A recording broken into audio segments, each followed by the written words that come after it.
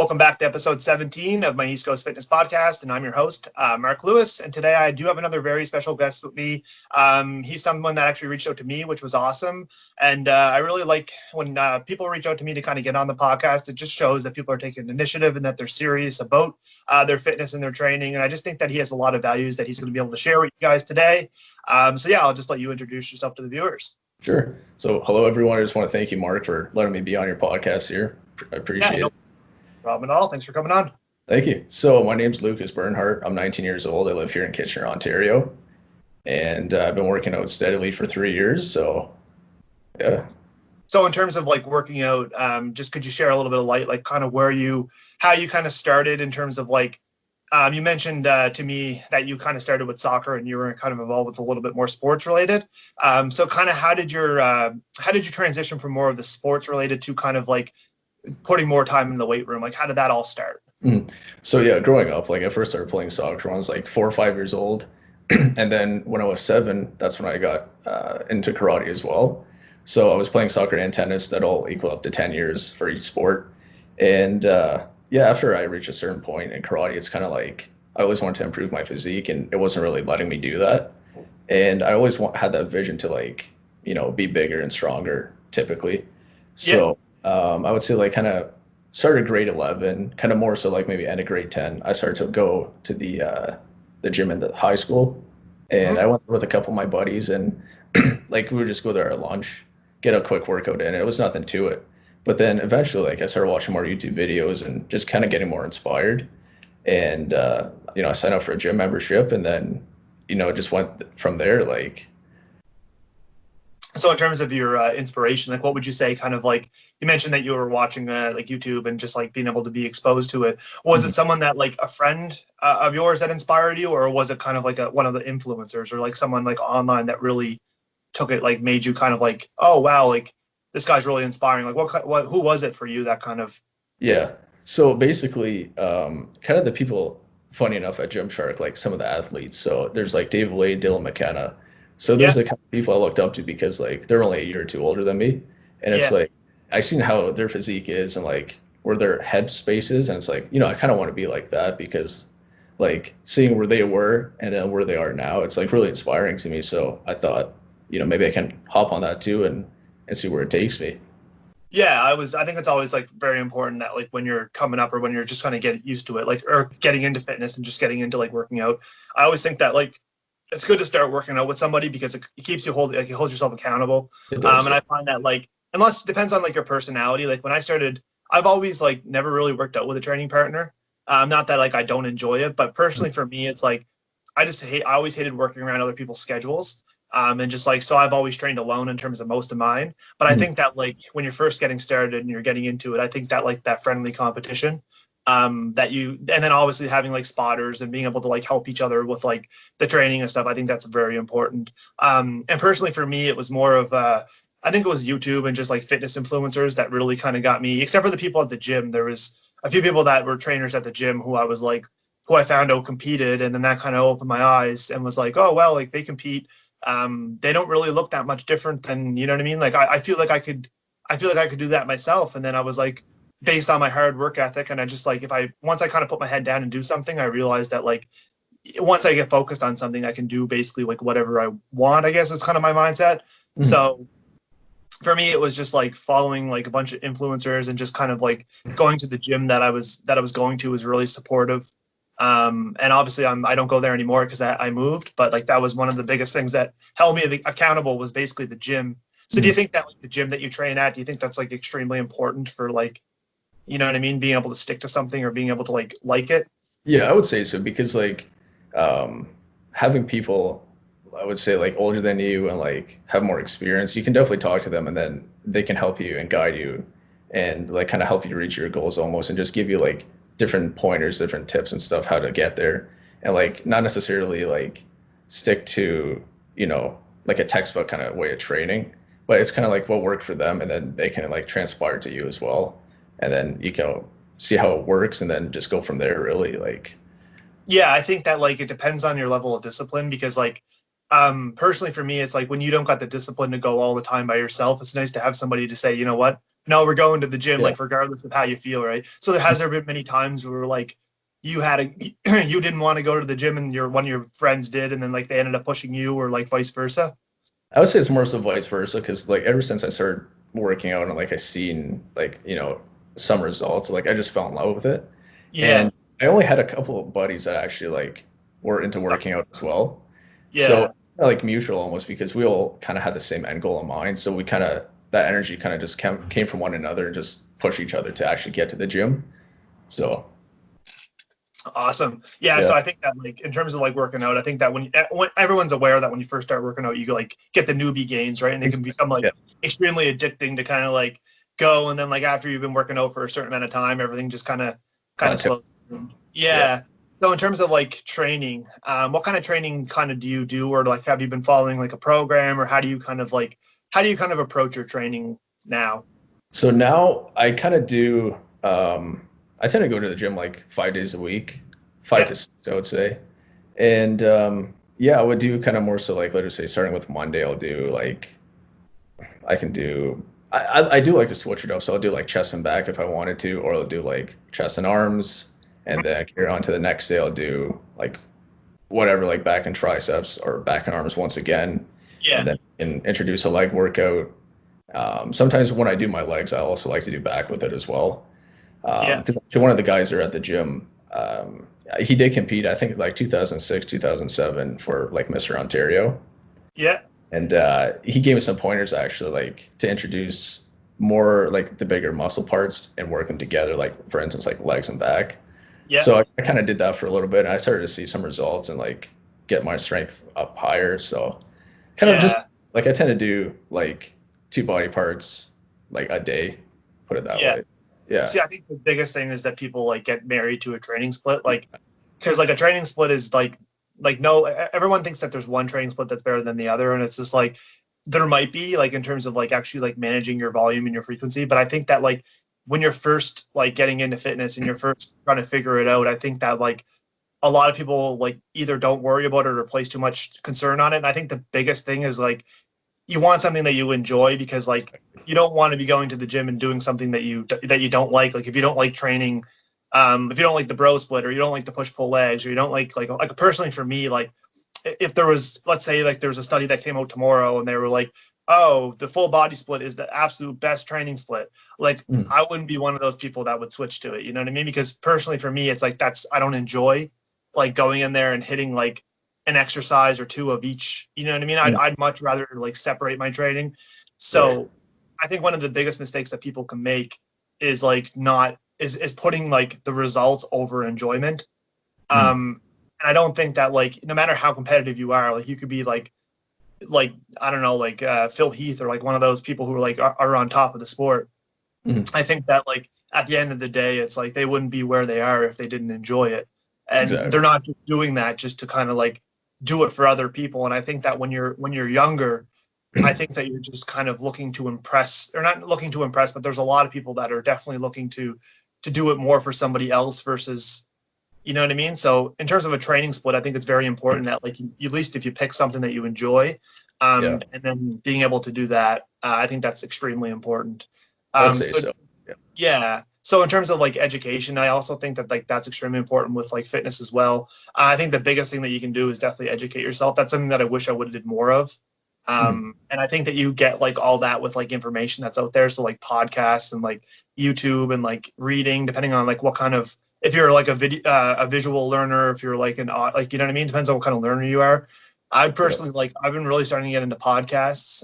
Hence why I decided to start one. Mm. But yeah, I think that like for me, it's like I'd much rather like walk around the kitchen or do my meal prepping, or like just be around the house with a podcast on.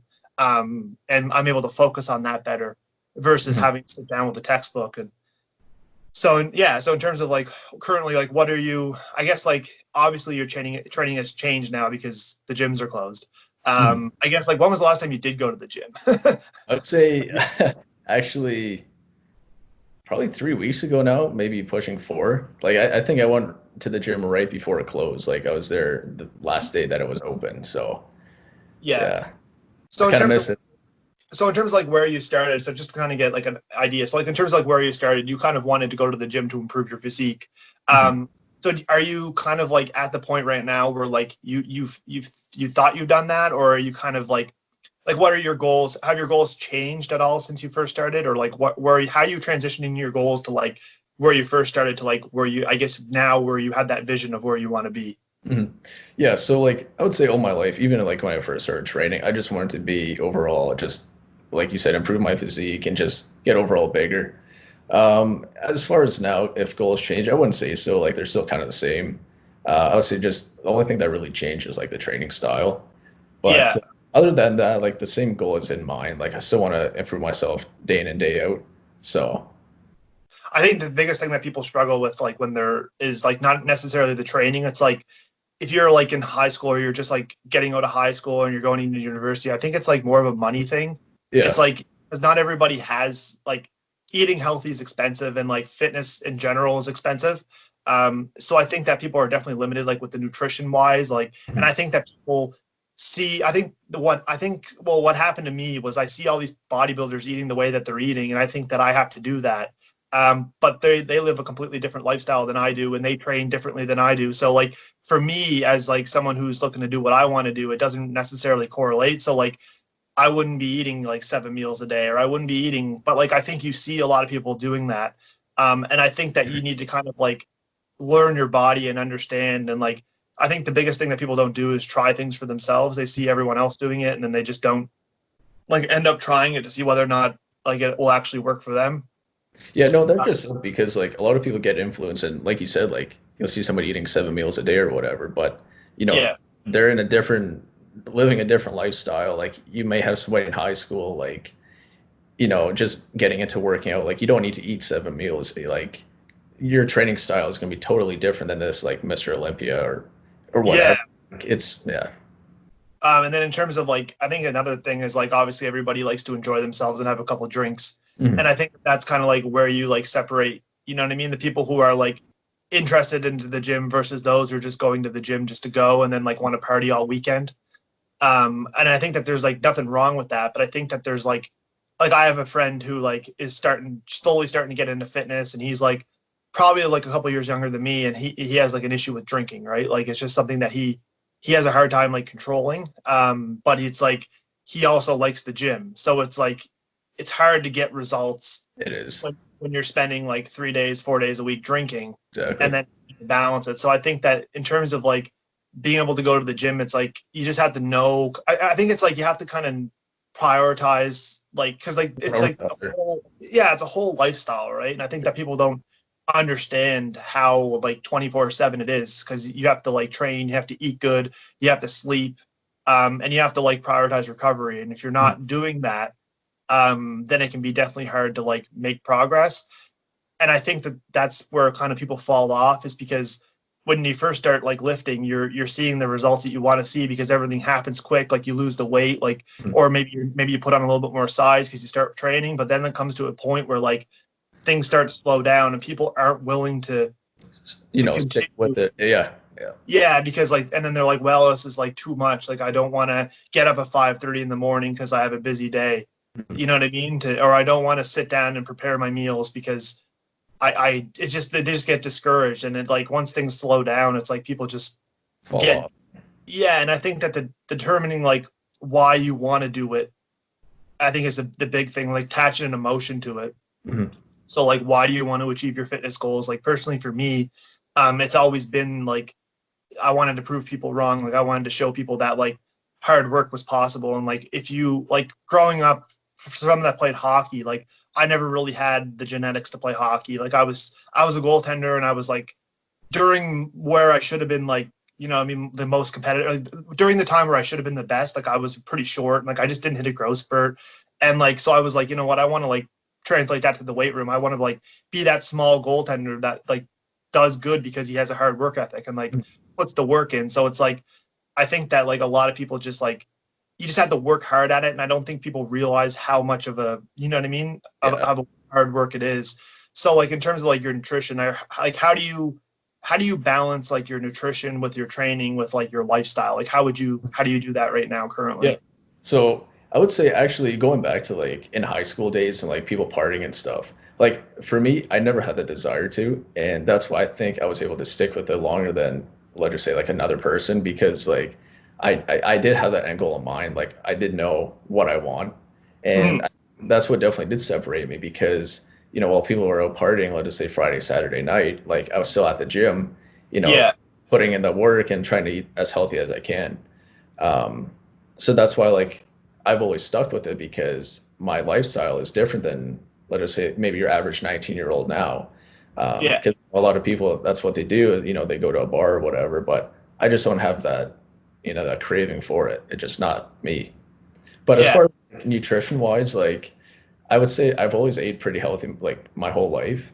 But yeah, that doesn't go to say like I still eat junk food, like I'll have chips, just chocolate and stuff like that. And you have to, I think, because like for me, it's different because I'm not trying to like go into a bodybuilding show at the moment, so I can really get away with all this stuff.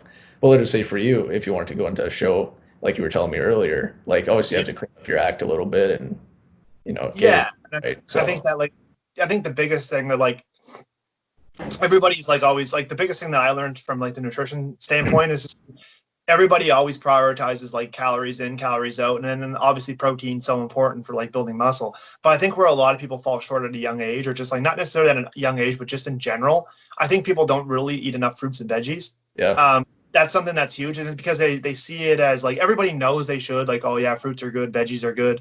But I think the biggest mistake that I've made is just not including enough fruits and veggies. Because when I did my contest prep, like for the show, like I was on basically like zero. I had to cut it like I don't know, a nuts amount of weight. Like it was like, I think I dropped like 50 some pounds or wow, like, it was like something like that. I think I started at 220 maybe, and I went down to 168. So wow, whatever math is like, and that yeah, was in 13 weeks or 14 that's weeks. crazy. So I was doing like 2 hours plus cardio a day. I was training in the gym an hour and a half. Like it was a late minute thing for me. It was just kind of like, oh, there's a show, sure. I started prep in January, and I didn't do the show till April, so it was like a 3 month prep. Right. Um, Wanted to make sure that I liked it and I enjoyed it. But honestly, kind of going back to what I was saying with the nutrition, when I was doing it, like I realized that like eventually carbs started getting cut, and then like I was finding myself having to make like lower calorie choices in order to get the weight off. Mhm. And I think that like veggies and fruits, like I think that people don't see them as like important because Right. they don't understand the difference, or not the difference, but they don't understand like that your body needs those things in order to do what it needs to do, in order to absorb nutrients, in order to like perform optimally. So like I think the biggest mistake that people can do is just eating chicken and rice, and like being able to like understand that veggies are important, and like being able to like, I think the most important thing you can do is just to learn recipes and to like how important cooking is, because like you see how like I'm the kind of person, like I'm definitely not a chef, like I'm like I'll just eat the most boring plain stuff because that works for me. Mhm. But I mean, if I would love to spend more time on like the cooking aspect. I think that's very underrated, like making things taste good, like understanding how to incorporate veggies into like meals. Mhm. In terms of like vegetables and like your diet, like what does your diet currently consist of? Like, how do you try to prioritize veggies, or is it just something you're kind of working on? Yeah. So actually, I'm thankful enough that like my mom still cooks for me and everything because I still live with her. So Yeah, yeah, ever since I was a little kid, like she's always made sure I had those, fruits and vegetables in. I still stick with it now. I don't mind it whatsoever. So I'd say like not every single like meal or at supper time like I'll have vegetables, but I would say like, out of 7 days, definitely five I'll have vegetables. So yeah, I think that's the biggest struggle. I think you hit the like the nail on the head there, because like what it is because like right now you're making the transition from like having your mom cook to you for like when you potentially are going to be moving out from your house, or when you like move on, right? I think right. that like what happened to me was I was in the same boat. Like I Mhm. actually moved back in with my parents like in my mid 20s or something because I was going to university, and I decided to go back to school and study. So I studied business, Okay. I took a business degree with a major in accounting, and Right I on. actually worked in accounting for probably like 2 years or something. So then before I decided to make the transition into fitness. Mhm. But like I moved back in, and I was like, it was awesome, like having my mom cook for me and having like to not think about the meals and like The only thing was that the issue was a little bit more protein because my parents weren't eating like, you know what I mean? My parents weren't eating 200 grams of protein a day. So like, I was like, okay, well, I'll just eat their meals. And then if they're having chicken, like I'll tell my mom to put on a couple more pieces of chicken or whatever. But I think what happens is like, eventually that like, you're so used to having that once you get out on your own, you're like, oh, okay, like chicken and rice, because like you weren't prepared to like, you know what I mean, to eat those. So I think that like that's where the fruits and veggies go to the weight side, because you're used to having somebody just give you it and make you it, and it like you'd like it if you made it yourself, but just not having that ambition to kind of continue on and just say like, because that was the biggest thing that I found when I started moving into apartments and getting stuff. It's like, oh, I need all these cooking utensils. I need like a rice cooker. I need like some good frying pans. It's like when you're doing that and you're living at home, it's like your parents are just kind of doing it. And if you ever need something, you can just go in the kitchen and do it. So I think that's like one of the biggest struggles is just like people just kind of like getting used to that. And then when they're not making the transition. So I think that's definitely a huge struggle for sure. I would say another way to look at it too is like, even though having that, your parents cook for you or whatever, and like moving out, you can still take kind of that same, like, I don't know what's the word I'm looking for. Kind of like you're used to that same like eating pattern and style, and you can take that, with you as well. But I know some people, they might not like be short for time or whatever. But I think, like, let's just say if I were to move out, it's like, oh wow, like, I remember my mom including a lot of vegetables into this meal or whatever. Like, I should maybe do that as well. But I don't know. It goes like for different people, like they may have different, I don't know, like visions of what they want to eat, but it just I think that's like the huge thing. Like right now I've been prioritizing a lot more of that, and like when I was doing my show, I feel like I'm just like in the morning I'm trying to eat a little bit of more fruit, you know what I mean? I'm trying to incorporate more, and I was never like the kind of salad person, so like I've tried salads, I've tried like, you know what I mean, every dressing on the market, just like pouring it on, just trying to make it taste good. And it's just like that's just where it comes into getting stuff in. Like you mentioned that you follow Dylan McKenna from Gymshark. You ever see this video where he just like I think he does it now, but he's like literally just like hand bombing spinach. Yeah. Oh yeah. He'll like eat his meal and then he's just like, I literally just hand bomb this because like there's no other way. Yeah. I think like in terms of that, like you just got to find out like what works best for you. Like for me, I tried the salad thing. I actually I love fruits, right? So like I'll eat like I have like I have berries, so like blueberries, raspberries, like blackberries. Like I love all that. Like I can eat those for days. So I have no problem like getting that in. But like in terms of veggies, I've always struggled. So I've tried the salads. But recently what I started doing was I started making like this like health shake. So I've been doing like, it's absolutely disgusting. Like there's nothing good about it, but like it's 100% much easier to get down. It is. Yeah. So, because if you had to like eat like a cup, or if you had to eat like a cup of spinach and a cup of kale and like, you know what I mean? Like it can be very like time consuming to do that and like doesn't really taste good. So I literally just put like kale, spinach, and a banana in like the blender with a little bit of almond milk, and I just down it, like I just chug it. And I find that that's been an easy way. So I just think that like finding ways to like incorporate that. And I think like stir fries are like huge. Yeah.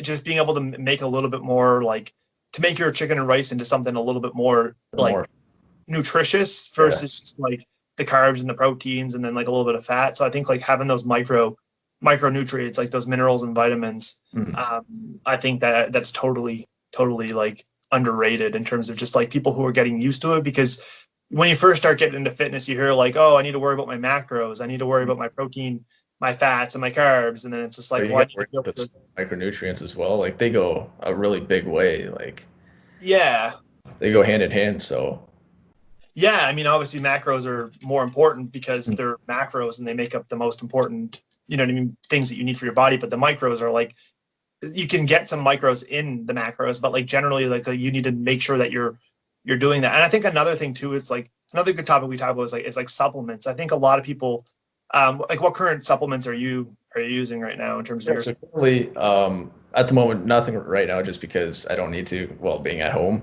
But no, when I was going to the gym, like I'll have creatine, I'll use HCl. Other than that, pre-workout and just protein. So nothing too fancy, really. Yeah, and I think a lot of people like place too much importance. Yeah, and I think that like it's kind of like I don't know, cliche, I guess you'd say, that like I think everybody's kind of like knowing now that like that's kind of like what's happening is people are just like thinking that the supplements are going to do the work. But I mean, they're like obviously supplementary to your diet, so like you should be prioritizing your diet. Yeah. But I think like protein powder is absolutely like huge, like especially if you're like tight on money and just like living like tight on time. Like I think it comes in really handy to like to have a scoop or two when like you are trying to hit your target. Because I had one client there who like always, he went to university and he had a hard time like making meals and bringing them to school or no, the class with them and stuff like that, right? So he's always trying to find ways, and like he was always tight on his budget for having protein. But like once he got the protein supplement, his protein intake went up. You know what I mean? And he was able to kind of get it a little bit higher. So I think that like it has a place. It does.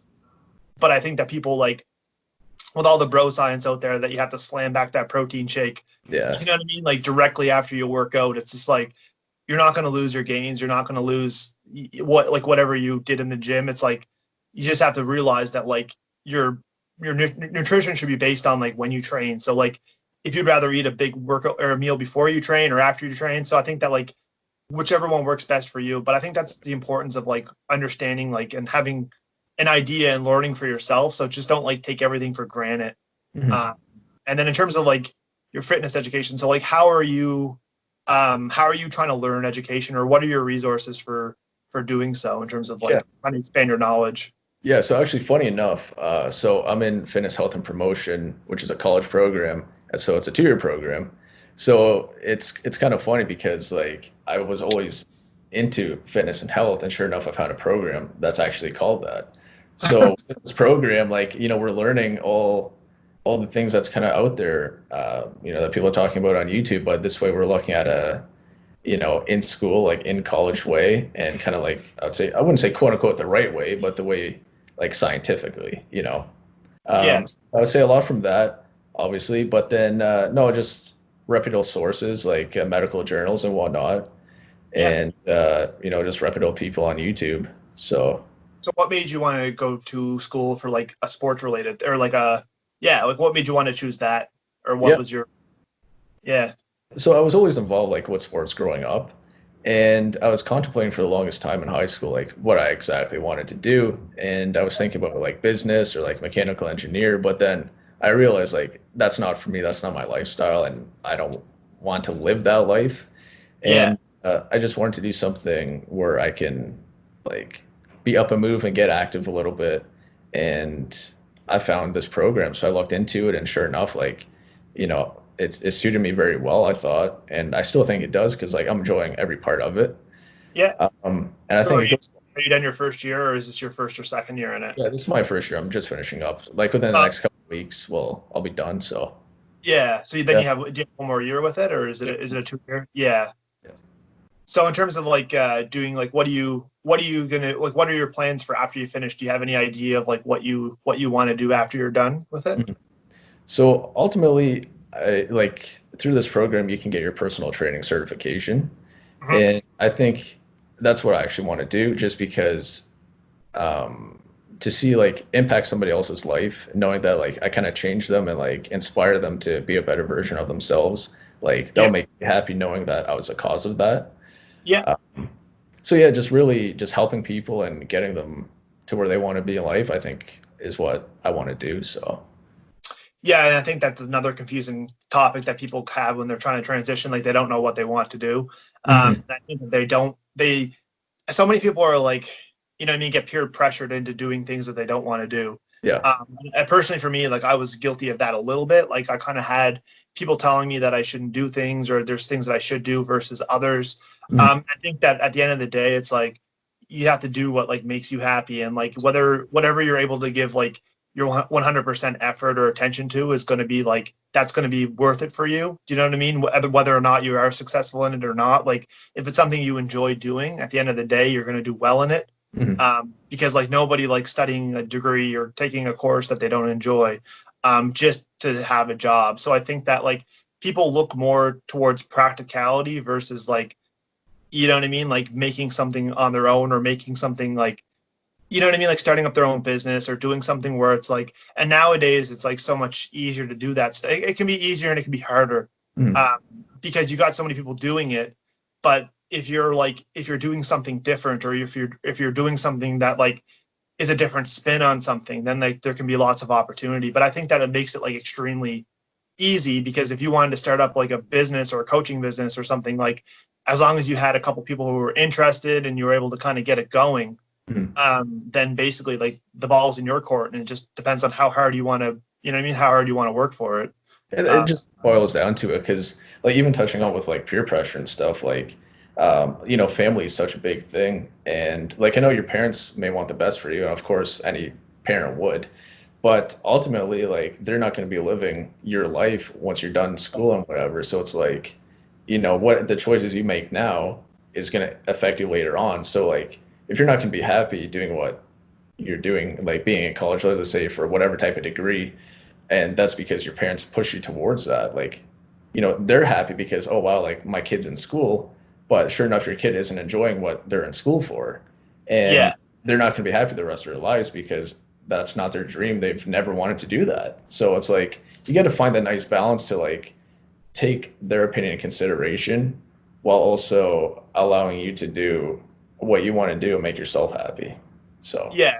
And I think that another big thing is like social media, like in order to do like, especially with fitness, like anything where it's like where you're trying to promote something, it's like social media becomes like huge, and like people are always say should you be on social media, or like I see people that are like in the fitness space who like aren't doing as much as they should on social media, but then also like it's understandable because like there's so many people doing too much, so it's like having that balance. But I think that like in terms of like if you're working as a personal trainer in the gym, I think that like that's a good option, because it allows you to kind of like meet some people, like be able to expose yourself a little bit, be able to like train people, work with people, and like get some experience doing it. But I think that like people put out content, like I kind of fell into that trap a little bit, where I was kind of putting out content just to put it out. But I think at the end of the day, it's like you're better off putting out something that you believe in and posting something that actually like means something to you, just to kind of like post it.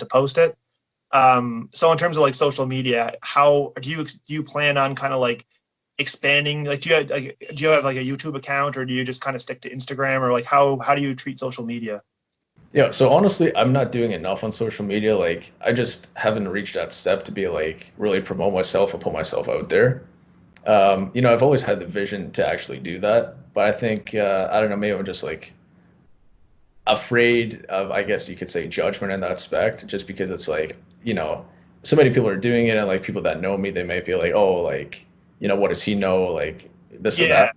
Ultimately, I think for anyone, not only me, you just have to like kind of overlook that. And if you do want to do it, like make it happen, because no one else is living your life. They're not in your shoes. Like see where it takes you. So yeah, as far as like social media, I would like to start posting more on Instagram, but as far as now, it's kind of like a more personal account, just kind of a few gym pics here and there and whatnot. But that's about it. yeah, yeah. I think that like the biggest thing is to determine like to start building your brand and figuring out like what kind of things you actually want to post about. Like Really. start sharing your workouts, start like doing things that like taking the time to actually do it and like put it aside. Because like when I first started Instagram, like I would literally just do the same thing. I would just post like a couple pictures. Here's a picture of me here, like, and then like a month later do another thing. But Mm, like in order to kind of get like any type of following on social media, you kind of need to be consistent. consistent. Yeah. And I mean, consistency isn't enough either. Like you have to put out like good content. So it's like quality and consistency. So it's like when people say like, oh, I should just post more, it's like, well, you shouldn't post more. You should post better, like more things that are Yeah. better. So it's like Exactly. instead of just flooding it with like a bunch of things that are like, and then you have to like consider like, is it sustainable? So like, are you able to like post what you're looking to post every day? So I think the biggest thing that helped me was being able to create like a content calendar. Mhm. So like what I've been doing is I literally just like plan my posts. So like I always sit down and like plan a month out. So like what am I going to post? Obviously like this whole pandemic kind of like screwed with it a little bit, because I had content ideas that I had planned that were involving the gym. Yeah. But I think that that's your ability to like shift, right? Because like then this is like when people need you the most. This is when like people are like looking, that are like demotivated, like people that are looking to like that are having issues. So it's like, as somebody who is young, who's like trying to like inspire people to do that, I think that being able to put your own spin on it, being able to like give people like tips and recommendations on what you're doing that work for you during these times, and not worrying about reaching everybody, just worrying about like reaching one person. Yeah. And if one person takes something from it, then like your mission's accomplished. Exactly. So I think that like not looking at like, so in terms of like judging people or like people judging you, it's like, I think that you can't really worry about what people have to say. You just kind of have to like roll with it, because at the end of the day, it's like you're never going to post something that like, the only thing that you're going to regret is something you don't actually feel. So if you post something that you truly believe in, then like, who cares? You know what I mean? But if you're posting things that like you don't believe in and someone calls you out, then it's going to be hard for you to kind of want to continue. So I think the biggest thing for someone that's young and starting up is to be like genuine, like to be completely transparent, to be like, don't try to put on that face for Instagram, or don't try to like, I mean, positivity is awesome. Like, everybody wants positivity. Everybody, like, nobody wants to be around negative people, but like at the end of the day, it's like, be who you are, and like whatever that is, whatever you're feeling, whatever your emotions are, just try to share that with people. Because people respond better to real life stuff versus, so I think being able to like take that and put that into fitness, and being able to like grow your brand that way, I think would be a good way. But in terms of like consistency, I think that's absolutely huge. In terms of like growing, that was the biggest thing that like I changed, was just, and I think that like being someone, that's young getting into it, I would highly recommend like YouTube. And the thing with that is that can even be slower. That can even be slower than your own progress itself, because like it takes like it can take years and years and years to kind of, and that's where people like get discouraged, because I think with like training and anything that people put out, people want that quick hit. They want that like one viral video, and then they want that, like, they don't want to wait for the results. Like they jump to anabolics, they jump to steroids, they jump to and they look at supplements as over, like prioritizing out over nutrition. So I think that people nowadays, with like the generations and like people growing up, they don't want to wait for anything. They want it to be now. And if it isn't now, then it's not good enough. Yeah. And I think that that's the reason why people don't stick to fitness just in general. Because you got to look at people back in the day, like back in like the 70s and like 80s and stuff, when the people were bodybuilding, like you might have had like one Jay Cutler, or like when he came up, like he started doing like videos, like VHS videos. I don't know really what was before that, but like those guys were motivated to train. Like those guys were doing it because like they loved to do it, and they were willing to put the work in. But like nowadays, it's like a lot of people aren't willing to do that unless they get a gym selfie after their gym session. Exactly. So I think that like you have to like, I think that's a huge thing. It's just like people looking for the quick result. And I think that like longevity is absolutely important. Like you should do it first because you like it. Yeah. And then that should steamroll into like wanting to inspire and educate people versus doing it vice versa. I think if you prioritize putting other people's interests before yours, then you're going to sacrifice what truly matters. Do you know what I mean? Yeah, no, 100%. Because like, even touching base on that, like, I think not sticking with it comes with the form of like acceptance. Because if you can't accept the fact that, it is a lengthy process and it's going to take a while, like, then obviously you're not going to get anywhere with it, and you're never going to accomplish where you want to go. And same thing with just in life in general. I find like you stated, like people want that quick fix. They want it now. If it's not now, it's never going to happen. But Yeah. It's the whole fitness.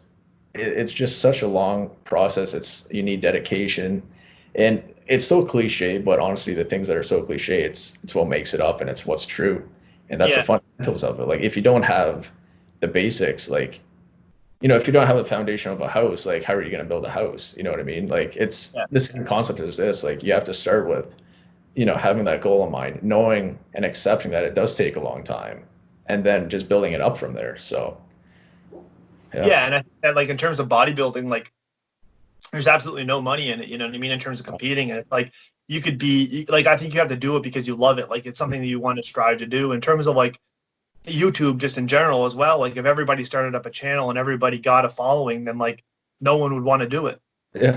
Because everybody would just be able to get from point A to point B, and then they'd be like, oh sweet, I got the followers. Now what am I doing? So I think it's like you got to embrace the journey. Like you got to like when you're doing like a fitness, when you're doing your fitness or you're doing your like a YouTube or social media, it's like don't be so fixated on like I want to be popular, I want to do this. Like take time to really enjoy the journey, because like that's like if you were like if you could magically, if I had a wand right now and I was like, what do you want to look like?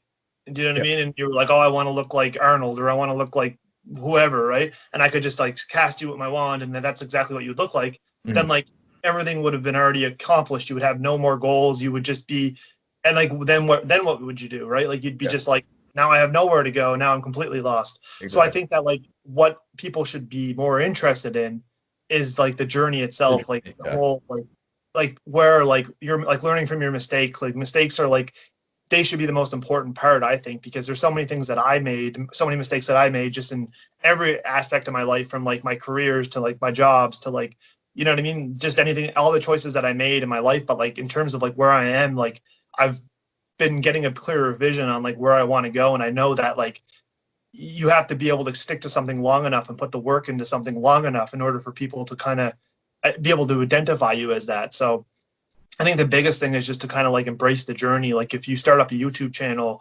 you know what I mean? Really make it your own, really find ways to make it fun for yourself, like, and just enjoy it and don't feel too pressured to, you know what I mean, to put something out. I think that's another thing is people put too much pressure on themselves. And they want it to be perfect. Like they don't want to post something if it's not perfect, or if they don't like the way they look, or everyone's doing a certain exercise and they just don't want to post it because it's like, well, that's nothing special. I think at the end of the day, it's like, don't worry about that. You know what I mean? Just don't, like, you have to start somewheres. And I think that like with YouTube, like people are too concerned with like, I don't got the camera, I don't got the lighting, I don't got a place to do it, I don't want to be filming in the gym, I don't got somebody to film me. So it's like excuses, you know what I mean? People just making excuses for the reasons why, you know what I mean? So I think that's extremely important. It's just, Yeah, and no, like you see a lot of people who are very successful now, like let's say in the fitness industry alone, like they started with a little webcam in their room, like having no setup, no special lighting and this and that, and look at them now, like they're living their best life, they're traveling around the world, like with sponsorships, and like, you know, it all starts somewhere. So yeah, I think that's the biggest thing though, is just like now that like looking back on it, it's just like to embrace it, because like you have to really like learn to like, especially if you're doing bodybuilding or you're competing or you're just like you're doing it because like for a certain reason. I think that you just have to like learn to like love it, because if you don't like eating what you're eating, then like you're not going to stick to it. Or if you're not liking like if you're not able to get up in the morning to train before you have to do something, then like you have to kind of like reevaluate.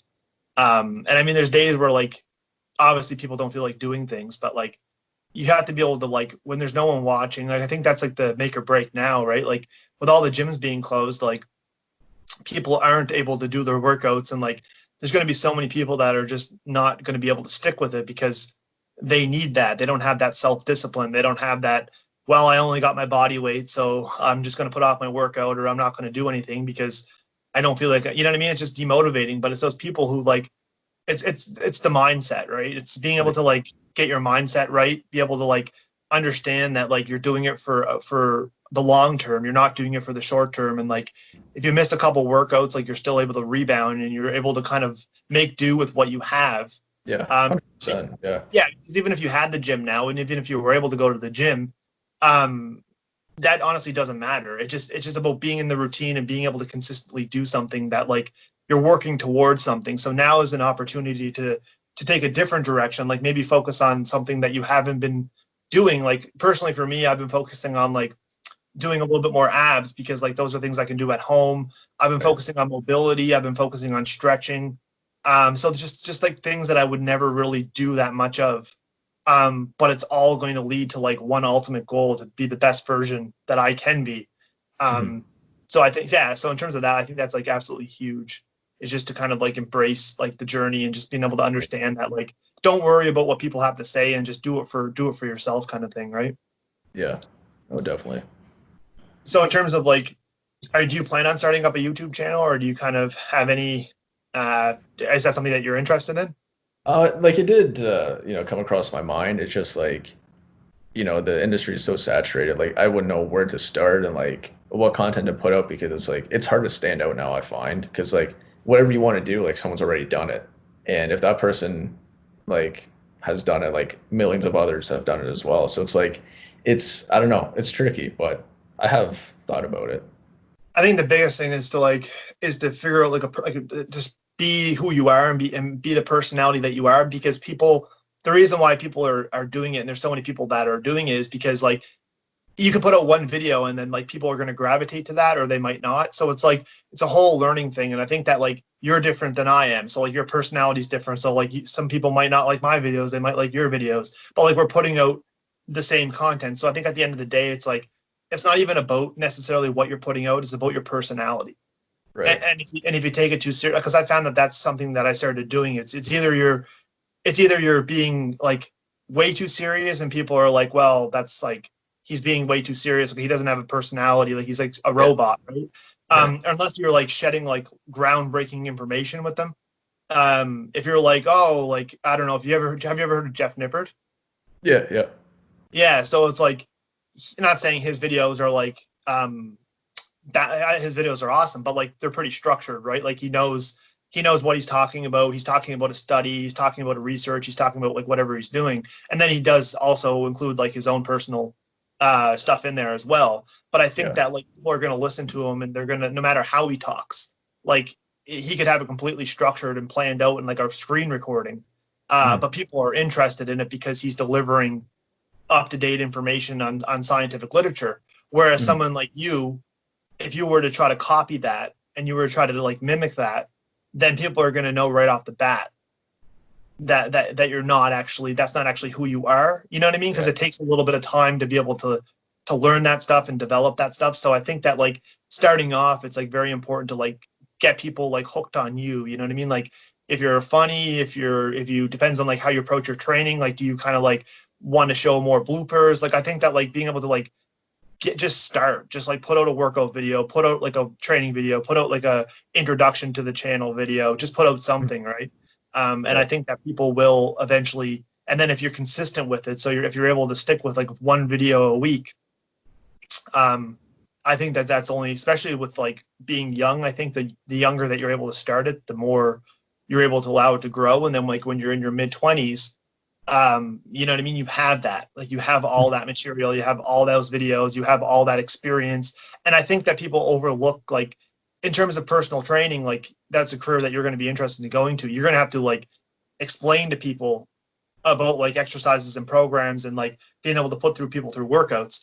So I think Mhm. by like doing that and videotaping yourself, you're gaining like experience, you're gaining like the ability, the confidence to talk to people, to be able to like explain things, to be able. So I think that like it's also good from like, you know what I mean, in terms of like a learning yourself kind of thing, like being able to Mhm. say, oh well, this is what I need to improve on. This is like my Yeah. communication skills. So it's like I think that there's a lot more to it than just unless you're just like, like just throwing some music over your workout. Mhm. Um, but I think that's extremely extremely important. Mhm. Yeah. So in terms of like training, I think that like I think another thing that people don't really prioritize is like technique, like form and stuff. Mhm. So do you do a lot of like like bench press, overhead press, like squats, deadlifts? Is that like a foundation? So when I first started, I did actually include a lot of that. Now I just kind of use off the compound lifts. I know a lot of people will say like, why would you do that? Like compound lifts are so essential, and I do understand. And I'll still do squats and bench press, but my deadlifts I've stopped because even though I may have like perfect form for it, it just like I don't. I feel it's not necessary for me. Like I don't really need a deadlift to strengthen my lower back and just like my whole body in general. Like I can find different ways while also being safe, to do so. So I think just looking at it differently, like no one's going to train the same. Like I may have a different goal than you and somebody else. So I Yeah. think for me, like taking deadlifts out of the question, it's like, people might say like you shouldn't do that, but it's what works for me. It's like, yeah, Have you ever tried rack pulls? I have, yeah. Yeah, those are good. I find like I was in the same boat. Like I took deadlifts out probably like I don't know, probably a year ago now. And I mean, I probably would have been better if I would have included it. But going back Mhm. to what you said, it's a personal preference, and not everybody like it's the risk to reward ratio, like whether or not it's like you know what I mean, eventually you're going to have to keep loading that up. And if you do have, like, I do have lower back tightness, and I wouldn't blame that necessarily on, probably a combination from like past careers of just like sitting down all day. And like, I worked in the pizza industry for like, I don't know how long. So like standing up, bending. So like it's a posture thing. Yeah.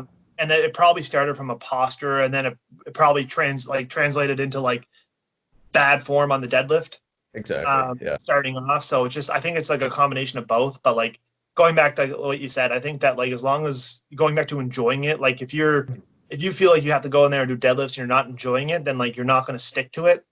So I think you're better off obviously doing something different. Yeah. So yeah, I think it's an enjoyability thing, because like there's so many days where I'm like, oh, it's back day or whatever, so I should probably go in there and do deadlifts. And then I'm like, no, I don't want to do deadlifts. So like I'm planning my workouts, or like I'm doing my program or whatever. And I'm like, I'm not going to include deadlifts, because every time I try to include deadlifts, like I'm just too scared to, or like not too scared, but like I always just end up blowing them off. I'm either like, well, I have to progressively overload with it. And like, I don't want to throw my back out, or like, you know what I mean, do some type of injury. Like I feel like my form's good, but it's just like, I don't know. I'm in the same boat with deadlifts. So Yeah. The way I see it too, it's like, me being young, and a lot of people, may start to work out like 14, 15 years old. Like if you're loading up the bar like so heavy, at such a young age, like when you get older, you're going to have so many different complications attached to it. And it's like the risk and reward, it's not there. Like I don't think it's worth it whatsoever. Like, I'd rather save my back and not be crippled, when I'm older, and don't depend on a cane, than rather, walk hunchback and like sit on yeah, my back the rest of my life. Like it's just not worth it. But I think the big thing that people overlook with that though too is like mobility yeah. and stretching, because that's half the reason why people get injured to begin with. Is Mhm. not because they're doing something they shouldn't be. It's because they just have some issues that they didn't address before. Like I think Exactly. there's definitely not a lot of like, people don't, like, especially when you first started lifting, like people don't do enough mobility.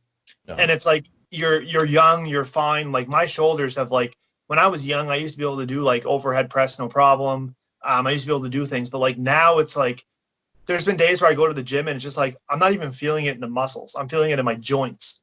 Right. Um, Yeah. I'm doing like a overhead press, and I'm like, I'm not even feeling my shoulders. I'm just feeling my joints. And it's Mhm. just like all that time that I didn't focus on doing the mobility, doing like shoulder mobility exercises, doing like postural stuff. Like, so I think that like when you wake up in the morning, the first thing you should do is stretch. It's fresh. Yeah. And that's what I strive to do, because it's so beneficial. Like, Yeah, but you don't see it now, right? Because no. you're able to do it, and it's like you just feel like you're just doing it to do it. But I think a lot of people, like when you get older, like when you start getting, I mean, it didn't really, like, I can't say I'm that old. I'm 30, but like literally like last year, I noticed a big difference from like being 25 to being like 29. Like in that 4 year time span, it was just like literally like my joints. I get like this weird elbow pain. I get like sometimes when I'm doing curls, I get like a weird feeling, like a shot up my arm, like it feels like nerves or something. So it's like Yeah. just over time of not addressing things, just like not taking the proper precautions. Like I have extremely tight hips. Just like my hip flexors are extremely tight, so squatting is like very limited. So like in order for me to go, like in order for me to progress now, I have to do like heavy lifts, because I like that's what builds muscle. Like Right. for the most part, like as you get, like you need to progressively overload in some way, whether or not that's adding like weight reps or like increasing the intensity. You just need to be able to like do something different or do something harder or better. Like if you do the same thing all the time, you're never going to progress. Mhm. So it's like, but in order for me to do that, I have to take a step back. I have to like address my mobility, because if I try throwing like 3 plates or 3.5 plates on squats, I might be able to do it, but what's holding me back is my mobility. Right. Like I might feel a weird thing in my hamstrings. I might not be able to get to where I want to be with depth. So Mhm. it's like I think that like when you address that, when you're first starting off and you do corrective exercises. I don't know if do you ever watch the Athlete X? I do. Yeah. Yeah. Yeah, he's got a lot of great stuff for corrective. Mhm. When he designs workouts, he always does like he does the exercises and he does one corrective issue. So if you're doing like bench press or you're doing dumbbell press, he always like recommends that you do face pulls, right? So it's kind of like that's kind of his go-to, is like that's what he's known for, is the face pulls, because he tells everybody to that you should be doing every workout. So I think that like going in and transitioning into like personal training, I think that's absolutely huge to be able to like tell clients, like especially if you're working with obviously like older clients who are like interested, they're going to obviously have their issues, like, you know what I mean, you're going to have to design they might not be willing, like if someone's in their 40s, like they are who they are, like if they have bad back issues, you're not going to make it better. No. You just have to design a program that's suited around their needs. Like they need to go to get professional chiropractic work or whatever, like that's out of your reach. But I think that like the best thing about you and being young and being able to get into that is you're able to like open people's eyes up to saying, you know what, we need to do mobility. You know what I mean? We need to work on that, because if you get a young client who comes in who's you know what I mean, interested in getting into weights just like you were, kind of wants to get a little bit bigger, kind of has some like goals to like improve their physique. I think that like having that like mobility thing into your routines and being able to incorporate that, I think that the longevity thing, being able to really hit home with that, is absolutely huge. So do you do a lot of mobility stuff into your training, or like do you? Yeah, I wouldn't say a lot of mobility, but it's definitely there. Like I definitely don't prioritize it as much as I should. But yeah, I definitely don't neglect it. So yeah. Yeah, and then like warming up, what is your warm up? Like what kind of warm up do you normally do before a workout? Yeah, so usually before I go to the gym, like I'll tend to do like a dynamic stretch before, like just at my house here. And then yeah, like when I go to the gym, just start, depends whatever I'm doing, I'll always go with lighter weight, just get that kind of range of motion going and get the muscles ready, for the exercise and prepared for it. And just gradually work up in the weight, like, for bench press, for instance, like, I'll start with the bar just to see like where my form's going to be, how I'm feeling it. And then, I'll go to 135 and test that out, but I'm not just going to start loading plates on the bar. Like I got Yeah, to gradually work up to it.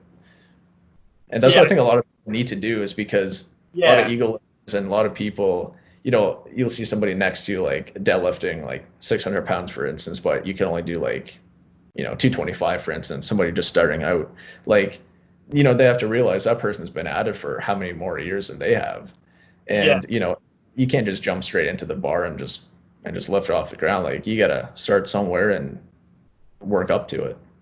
Yeah, I think that's a huge like underlooked thing. Like I recently, like, as much as you don't want to sometimes, like to actually warm up, but I think that like either people, there's two parts to it. Either people do way too much of a warm up and Mhm. then it takes away from their workout, or they don't do enough and then it ends up like maybe not hurting them now, but like I think it's like the warm up is like a routine, right? Like it's something that it's like brushing your teeth in the morning.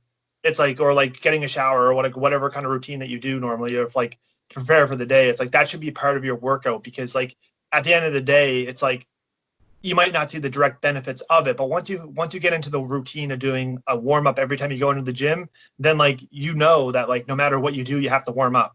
Yeah. And I think that that's the issue when people get into to like when they're starting the gym. It's like they start working out with a couple friends, and the friends don't do the warm ups, and they just jump right into the bench press, and then you and your friends go to the gym, and then you guys all crowd around the bench press, and you load the weight up, and you do your reps, and then you move on to whatever, right? But it's like it's not taking the time to actually warm up and like getting into bad like habits like early. I think that are going to translate and they're going to be harder to break.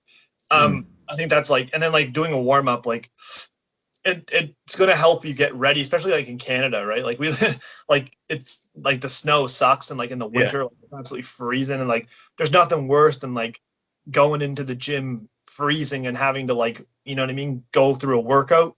So I think that like just from that standpoint, it's also huge, just to kind of Mm. warm up your core body temperature, to like raise your temperature, to raise your just your performance is going to help with a lot of things, right? And I Yeah. think that like getting into a program, like following some type of program, I think is absolutely huge. As much as a lot of people don't want to pay for it, or they have like issues with like whatever it is that people don't want to follow programs, and they program jump, they'll like go to bodybuilding.com and they'll find a workout program, or they'll find one that they out of like on the internet somewheres or whatever, but like they don't take into consideration like their individual needs, like what they actually need. Um, and I think that like if you like personally for me, it's like my lower back and hip flexors are always tight, right? So like for me, warming up is extremely important, because like those are the exercises that I want to prioritize. Whereas like, some other exercises I shouldn't prioritize. So like I shouldn't do just like a normal dynamic warm up. I want to focus more attention on kind of opening up those areas and getting those areas ready. So it's like, I think that making the most individual that you can is the best, and it's like the best time saver as well. Yeah, so that's just kind of how I feel about warming up.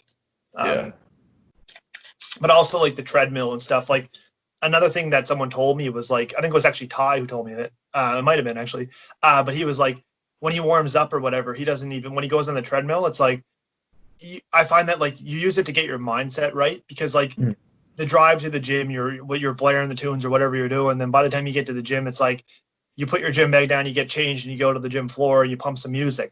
But it's just like by going on the treadmill for that 5 to 10 minutes before you work out, I find that it really helps me like dial into my workout. I put my phone down, like I'm not worried about my phone.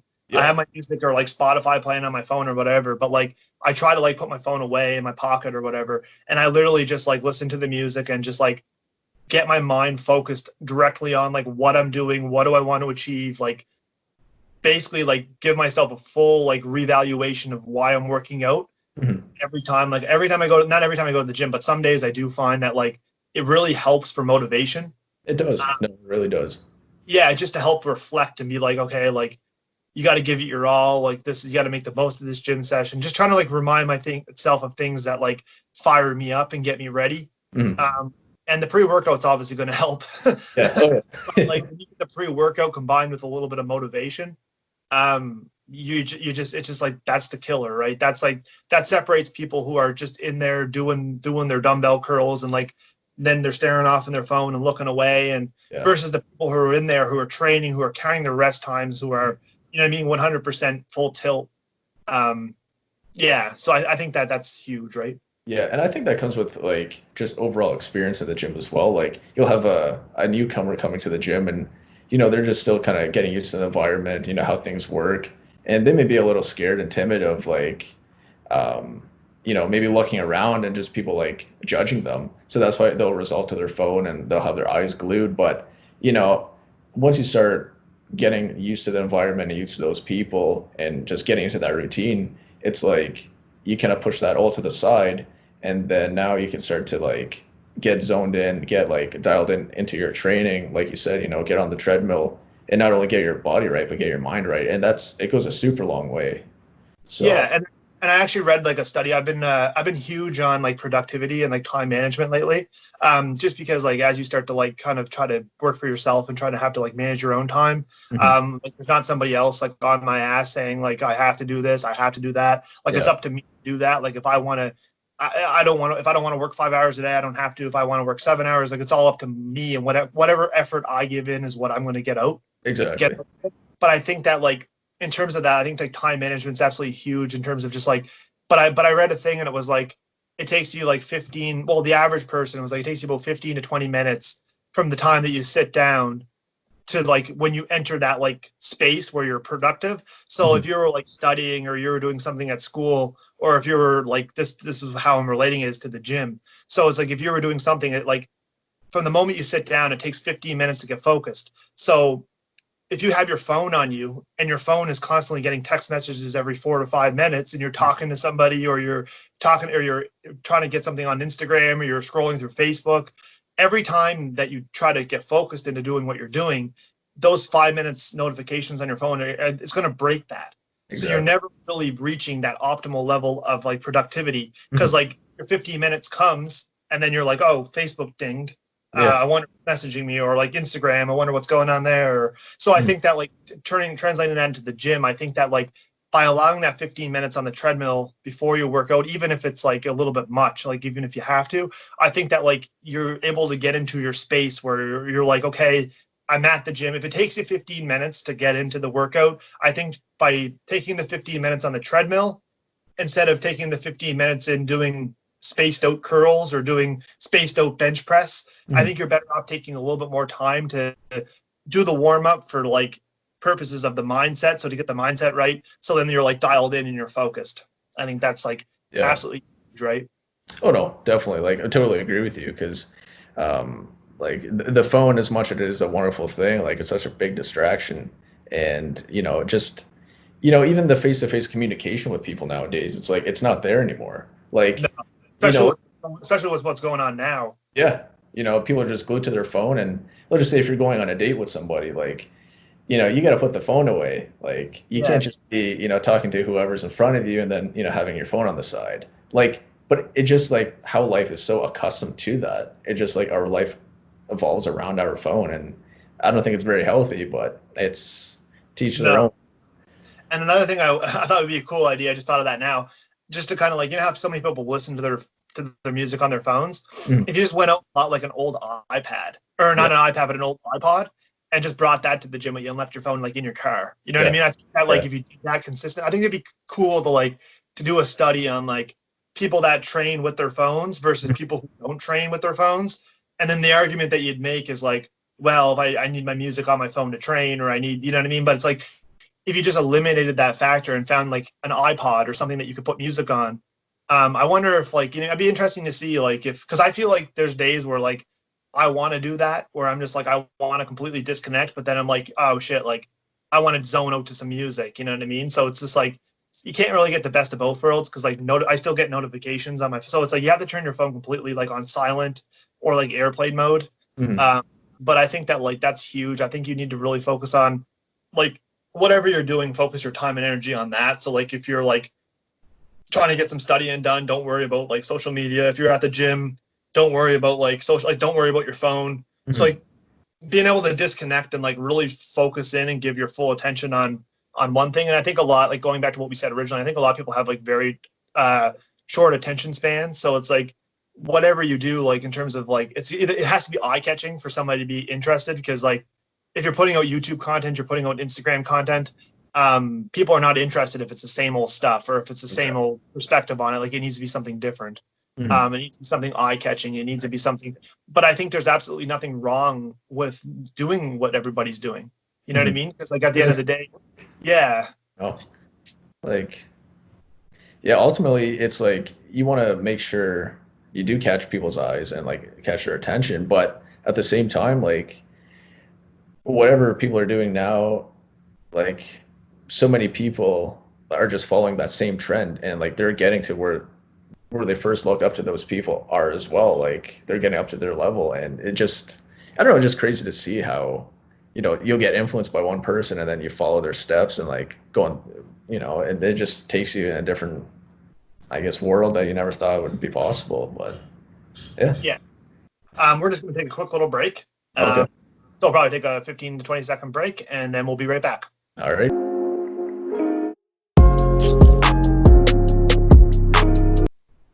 All right, guys, welcome back after the break there. We just took a quick 15 second, 20-second break. So I think where we left off was just basically like the motivation side. But in terms of like, just to touch on like what's going on right now with the coronavirus. So how did your training like change, I guess, from like you were kind of working out with having as much equipment as you could to like what are your workouts consisting of now in terms Yeah. of like, So very bare minimum. Like I don't really have like dumbbells, no weights accessible to me. I have like literally 4 pound dumbbells, so it's really useless. So what I did was I filled my backpack up and put my textbooks in there and whatnot, and yeah, put a handle through it and just kind of try to do the best I can with it. Like I can do curls, like tricep extensions. I can do overhead press with it, stuff like that. But no, I am finding it a bit difficult, but I am trying to make things work the best of my ability. But yeah. yeah, I did actually see one of your videos you posted today on Instagram. Like for your back, you put the broom handle on like 2 chairs and like kind of pull up on it. Yeah, So inverted row. Yeah, that was actually that was a really good one. I've been doing is that pretty like for the back. There's yeah. actually another one I'm going to be putting out this week. It's like a lying tricep or a lying lat pull down. So like the Okay. biggest thing that you do that you have issues with that I find that people do are back training, because like unless you have a pull up bar or something that you're able to do, it's very hard to train your back, especially with like rows. Like you need something fairly heavy Yeah. to do that. So yeah, there's another one that the inverted row. That's a really good one. Mhm. You just need like a broomstick. I would say like a hockey stick would even be better. I found the broomstick like there was actually a blooper in one of the videos. It was like the broom like broke. Yeah, So mine's like actually. so I was like, when I first did it, I was like, oh God, this is gonna be horrible. Yeah, I wish I had something a little bit stronger, like a hockey stick or something. yeah. But yeah, that definitely works. And then I also seen people doing like door pull-ups. I don't know if you've seen that. I did see that, Uh, like put a towel like over it and yeah, or they like put like a book underneath one side of the door.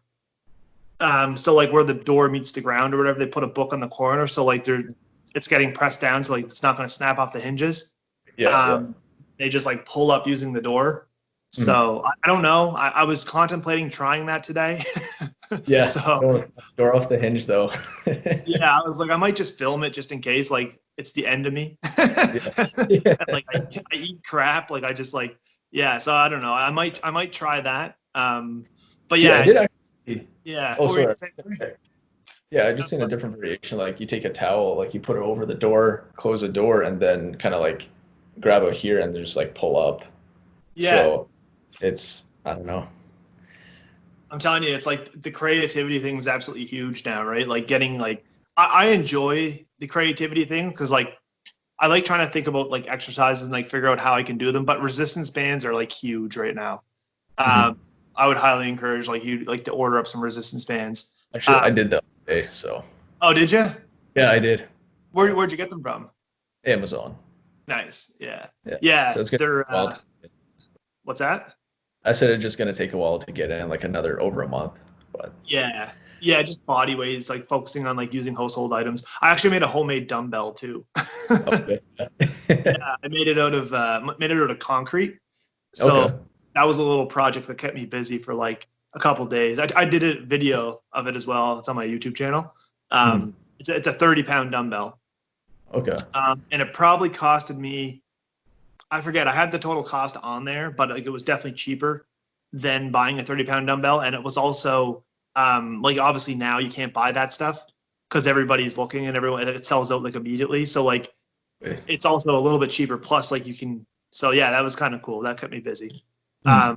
But yeah, there's also this lying lat pull down. So what you do is like you attach like the resistance band like low on a door. So like you shut the door on the resistance band. You lie on your stomach, and you do Mhm. like a lat pull down, but you're Okay. on like the floor is here, and you're just Mhm. like pulling down like that. Um, but I think the, like, the creativity part is absolutely huge. Like just, and I think that like the biggest thing that happened for me was like I shifted my mindset from like taking my training like absolute serious to like having more fun with it. And I think that that's made a big difference because I used to like, I think like going back into like taking your training seriously, like I think that like there's a time and place to do that.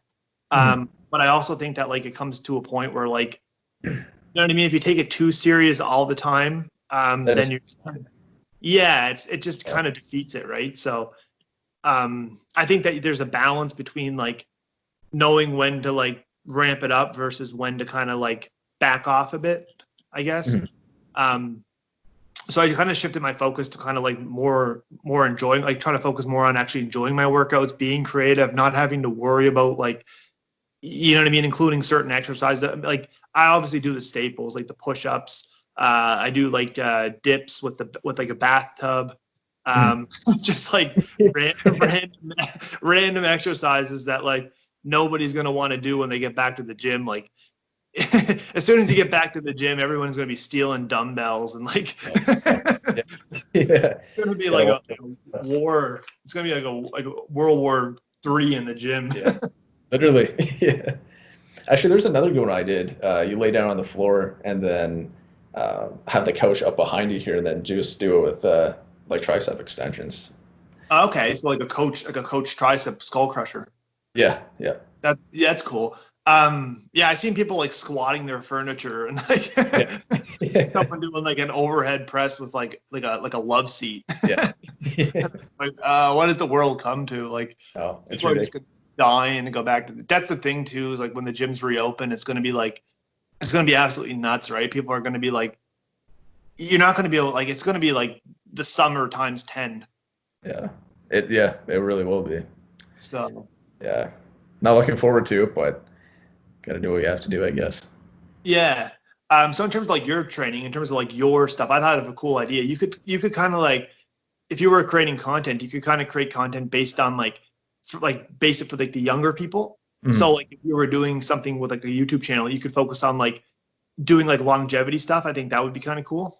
So if we were focusing on like mobility and different training like that. So doing more like being able to like do programs and be able to put like not the science, because there's a lot of science that are put into programs, but like take more of like a long-term approach to kind of like educate people on the importance of like, you know what I mean? Like being able to like what you would neglect and what you shouldn't be neglecting.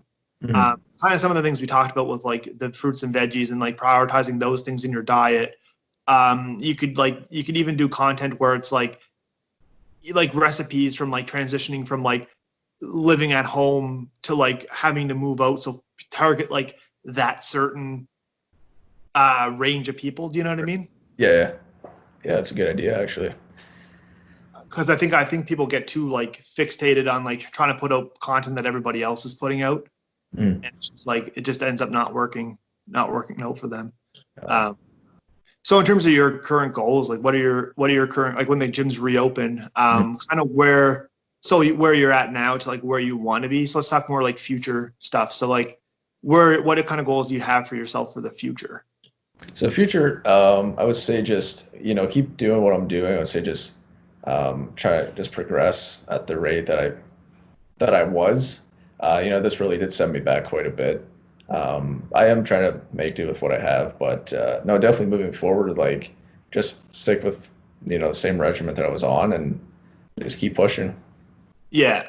Yeah, I think another important thing is just like to have a plan in place. So like as soon as you get back to have an idea of like, you know what I mean? Some type of structure, because like it's going to be like you have like this set me back as well too, and it's like a big setback in terms of just like progression, because I think everybody's kind of under the mindset of just maintaining, like unless you have like a home gym Mhm. or like some type of like you invested in like a whole set of dumbbells or like whatever you did.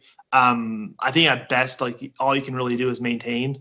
I mean you can improve different things, but like I think taking the time to improve like what you can improve, focus on the things you can control. Like I've been doing a lot of abs because they're extremely easy to train at home. Mhm. And that's something that I wanted to bring up anyways. So I think that like doing ab training, doing like you can do calves, you can do like just don't focus on what you can do and focus on what you can do. Mhm. But I think that in terms of like so in terms of competing, is that something that you would kind of want to move into eventually, do you think? Or is that something that you would be interested in doing? So yeah, no, it did like come across my mind. Honestly, right now, like I wouldn't say it's set in stone at all. I just want to see like where my body can take me, you know, moving forward. Yeah. But no, like if it so happens to I get my physique, kind of where I want it to be, and if I think to my standard, if I look good enough to be up on the stage, then I would say all the power to it. But Yeah. uh, as of now, I'd say it's not really my main concern. But Yeah. So you yeah, just kind of want to take a little bit more time just to kind of do what you're doing right now and just kind of focus on doing like improving what you can improve, and then just kind of see where it takes you in terms of if it's something that like, you know what I mean, is a presents itself interesting to you, then it could be something that you can consider.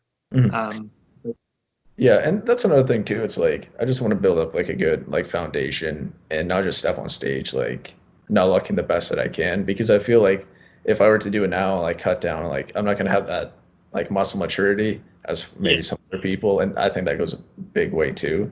Oh So yeah. Yeah. I know a couple people, even younger than me, they stepped on stage and it's like, okay, good for them, like, Yeah. it's amazing.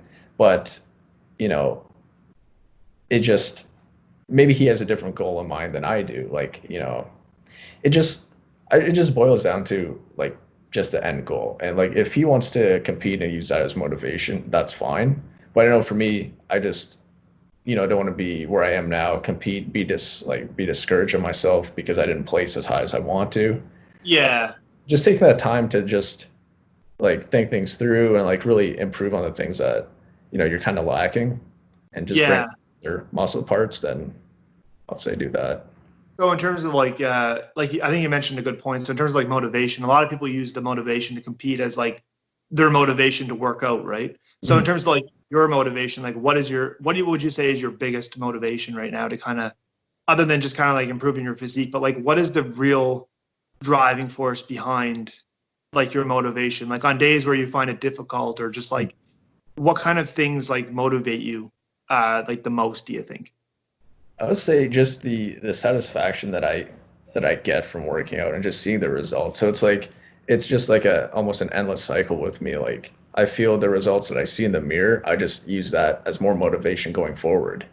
Yeah. So I think that's the biggest thing for me personally. And I know a lot of people, and don't get me wrong, like I'm still like a social media influencers and they push me to work harder as well.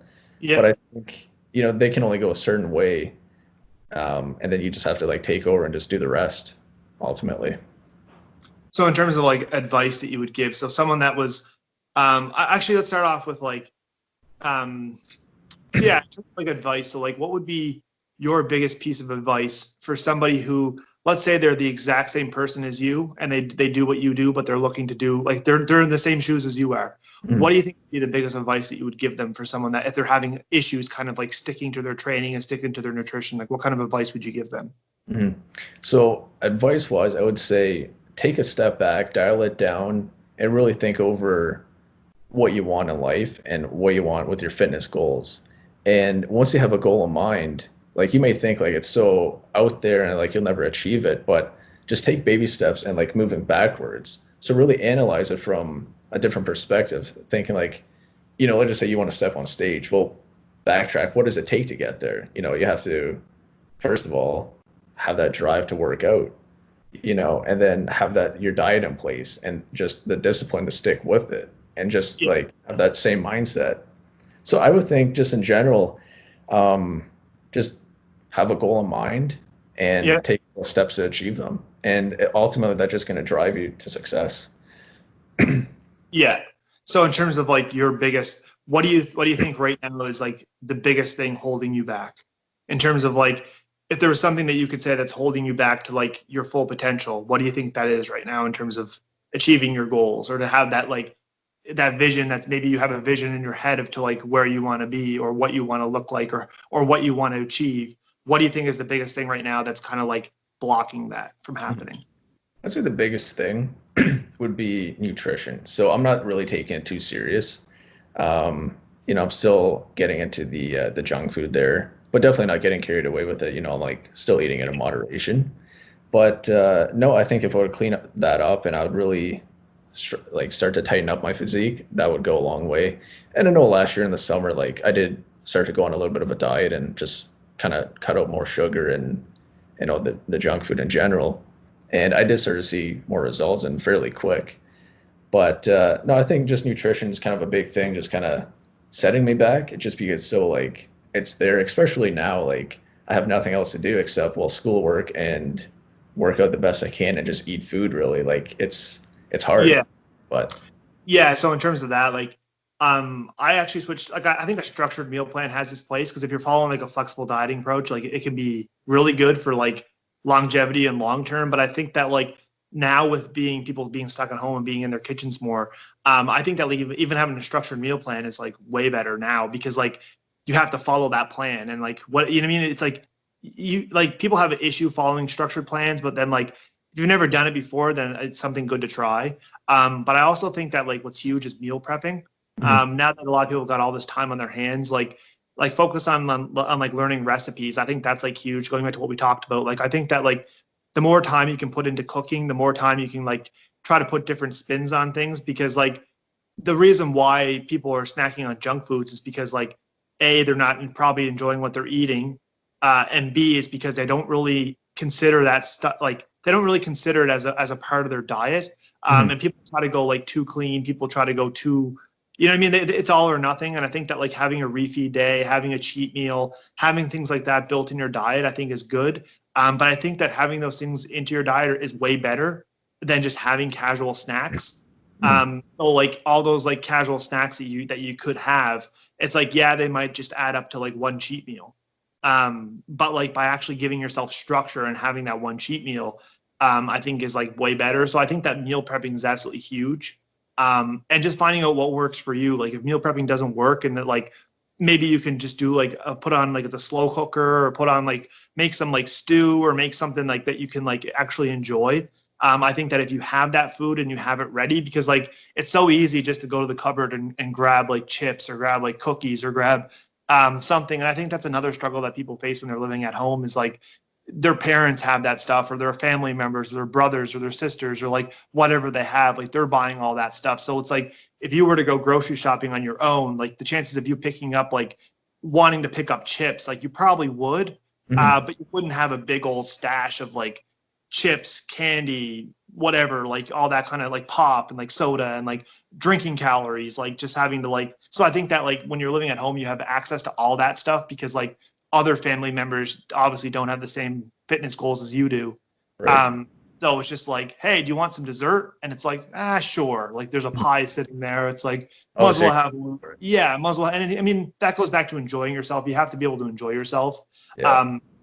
But I think that like there's things that you probably have around you that you wouldn't normally buy if you were shopping if you were like, you know what I mean? Like if you were filling your own fridge or if you were filling your own cupboards, there'd be certain things that you would do. So I think that like meal prepping and just like learning how to cook and make your meals enjoyable. Like I think people get too fixed on like not adding like enough stuff to the foods. So like, for example, if you want to put like cheese on your eggs, people think that that's the end of the world because they're like, cheese is so there's fat in cheese, there's 90 calories in this and 90 calories in that. But it's like, if you don't do that and you hate eating the eggs, and like at the end of the day, you're going to end up like regretting your meals, not feeling satisfied, not feeling full because you didn't have that cheese. So it's like, I think at the end of the day, it's like make your meals as healthy and as satisfying as they can be.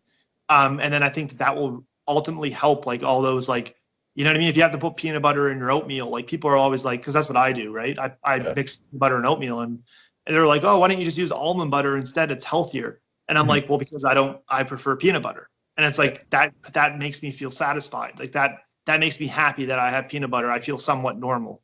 You know what I mean? I'm not just eating like plain oatmeal with like egg whites. Yeah. So, Yeah, but that's the thing too. I think people get like way too carried away with the whole meal prep. It's just like they're really, watching what they're putting into their body, and that like, yeah, that's great. But at the same time, like you have to enjoy the process. I know we touched on that too. Like, if you really want to make a difference in yourself, like, yeah, you're gonna have to do what it takes to get there. But at the same time, the process can still be enjoyable.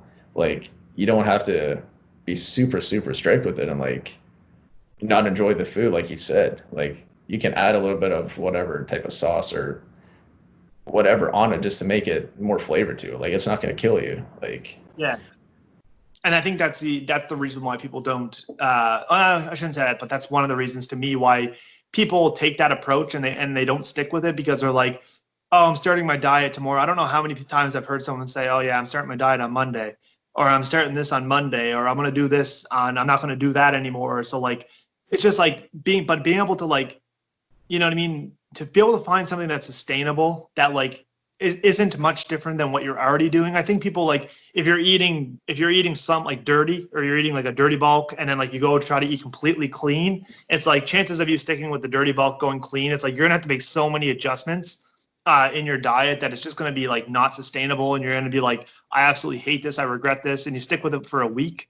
And you end up like just saying like screw it basically. yeah. But I think that like taking something and making slight changes over time and just trying to experiment with different things, I think you're much better like picking at your diet instead of like having to rearrange like your diet like altogether. Yeah. I think that's like a way better approach, unless your diet's absolute crap and like you're eating cereal at like every meal. You know what I mean? Like unless it's absolutely horrendous, where it's like you Right. need a diet reamp. But like I think that like people try to make too many changes too quickly. And I think that ends up coming back. Like for example, eating fruits and veggies, it's like, you don't just try to make every meal fruits and veggies. You know what I mean? Just try to slowly start adding them in. If that's something that you struggle with, or if you like struggle with like, I don't know, for me, like I always like something like that I can snack on, that I can eat a lot of, that has very like minimal calories, that tastes somewhat good. So for a lot of people, that's chips, because Right. chips are something you can eat like that. They're not healthy, obviously, but like something that you can buy a big bag of, sit in front of the TV and just eat and eat and eat and eat, right? Because it's like there's a lot of them, right? So for me, I found that like being able to find substitutes. So I think that's absolutely huge. So like popcorn for me is a substitute. Mhm. So you can buy like Smart Pop. It's like healthier popcorn. Mhm. And it's like the fat in it. It's like I forget what it is. It's like 94% fat free or something. But that makes a big difference because I actually enjoy popcorn. Right. And it allows me to kind of get that same satisfaction I would out of a bag of chips. That's just And it's it. not like sitting there eating spinach or kale out of the bag. Mhm. Yep. So Yeah. I think that like being able to find substitutes for things that you enjoy, or maybe Mhm. even just like chips that are just not, you know, what I mean, oven baked, and instead of like the fully like Lay's chips, right? Yeah. So And honestly, that's what I've done too in the past. Like, even like when I was trying to cut a little bit in the summer, like I was still eating chips, but they weren't like your typical, Lay's and just like kind of your like generic ones. Like they were kind of Doritos, like Doritos are exactly. absolutely horrible, Yeah. absolutely Uh, horrible. I would say like just having a smooth transition and not just cutting things like cold turkey. Like it's more beneficial and more effective. And then I So think that kind of like, not to kind of get into this, but like I think that's the reason why people like have a hard time quitting smoking or yeah. whatever. It's kind of relates because like if you're day one off cigarettes or whatever, it's like most people try to cut completely cold turkey. And Mhm. it's like that's why there's so many things out there that are like, oh, we got this patch, we got whatever, we got these like Nicorette gums or whatever. It's just like at the end of the day, it's like to quit something cold turkey is never really gonna. I mean, it works for some people and it doesn't. But I think like diet and smoking, it's like I guess they can kind of relate them because like if you're gonna clean up your diet, like you're not gonna go from like completely crappy to completely good. Like I think you need to take steps. Mhm. Whereas like with smoking, it's the same thing. Like maybe have like 2 cigarettes a day instead of four, or like you know what I mean, try to like limit it and then eventually Right. get yourself off of it versus just like because like your diet affects your mood, right? Like if you quit smoking and like you're someone who smokes a pack a day and like now you smoke half a pack, like you're gonna be grumpy with everyone around you. You're gonna like hate your life for like the first like couple of months. Like you're just gonna like negatively impact you. Like you're gonna feel like crap. You're gonna feel like you're like holding like you're not able to do what you want kind of thing, right? Same thing with diet. It's like if you feel like you're just being limited and you're like now you're eating healthy but you don't enjoy it, it's like it's going to affect your mood and it's going to affect your relationships with like people around you, and it's going to affect your gym because like you're not happy with like you know what I mean, eating what you're eating. So obviously you're going to like the results because if you're eating clean, you're going to get good results. But I Exactly. think that people don't realize that and they get frustrated with it, and then their motivation like they get so demotivated with the nutrition that like it translates into their gym and they're like they just feel demotivated from the gym altogether Mhm. because like they try to eat too clean and it just kind of like raises a bunch of red flags, right? That you just kind of want to take baby steps versus like Yeah. going all in. Mhm. So No, exactly. so in terms of the podcast, do you have any final remarks that you would kind of like to add just to kind of I guess kind of end topics or anything that kind of comes to mind with like being able to provide people with like motivation or just kind of like even during these times now because there's a lot going on with this COVID-19, just kind of like there's people that are definitely feeling like the repercussions of it. So is there anything that you kind of like to add just to kind of give some people some motivation or some insight into Yeah. kind of how you're dealing with it and just kind of like being able to get through it yourself? Yeah. So I would say how I'm dealing with it. It is hard for me as well because like, I'm not in the same routine that I was like a couple weeks ago. And like not being physically in school and then now moving to online, like for me, I found that transition actually pretty good. I know others maybe not so much. But no, I don't mind that. And as far as just like keeping busy, I would say, do things to get your mind just moving, working, just go for a walk if you can, go for a drive. Like I'd say limited amount that you're going to be exposed to others. But I think just staying busy and just not giving up on what you did before and just continue that, but just find a different alternative. Like if you're used to going to the gym every day, still work out the best you can, or at least just maintain to the best of your ability, and just don't drop everything completely. Yeah, Uh, I think I of would say, like going back to what you said, like if you're used to working out at a certain time, like still work out at that time, right? I yeah, think a lot of people are just like they get so like going back to what you said with routines. It's like you get off work at 5 or you get off work at 6 and like you go to the gym, whereas now you're not working, you're working from home.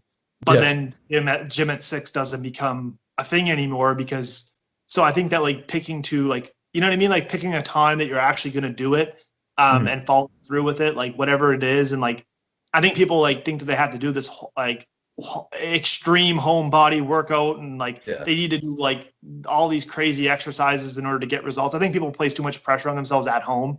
they do. Whereas like a 30-minute workout could be all you need. So like instead of having to try to push your workouts like an hour, you know what I mean? Just do something the best that you can with body weight or whatever you have and just make it 25, 30 minutes, like whatever you can. And like that's going to be better in the long term than just, you know what I mean, not doing it and sitting on the couch and just blowing it Yeah. off all there. So And that's actually the thing I was going to mention too. It's like we have all this free time now. Like, try and be productive. Just like you said, get a 20-minute, 30-minute workout in. Just, you have the whole day to work out if you want. Like, just do yeah. something. Just stay busy. You know. Yeah, a busy mind will keep you off a lot of things that you shouldn't, that's for sure. When you're sitting down all the time and you're reflecting and you're like, oh God, the gyms are closed. When are they going to open? You know what I mean? You can sit all day, like thinking about all that stuff. But like at the end of the day, it's nothing you can change. You know what I mean? It's things that are out of your control and like whatever it is, it is. I think you should focus on like the things that you can control. And I think that that's going to get you a lot further, especially with like, you know what I mean? Anything that you do in life, it's just like, don't focus on things that are out of your control. Focus on things that you can like fix now. And just let everything kind of like fix itself, I guess is kind of the my mentality is just like, I'm not stressing about it. I don't care if I lose like all my gains. You know what I mean? Like, it's not that I don't care. It's just like, at the end of the day, it is what it is. And like, no matter what I'm doing, it's going to be the best of my ability. So whatever happens, it's going to be what it is. It's going to play out the way that it's going to do. Exactly. But I just know that in the back of my head that like, I'm going to, as soon as the gyms reopen, I'm going to pick off right where I left off. So I just know that like, it's not going to impact me when the gyms reopen.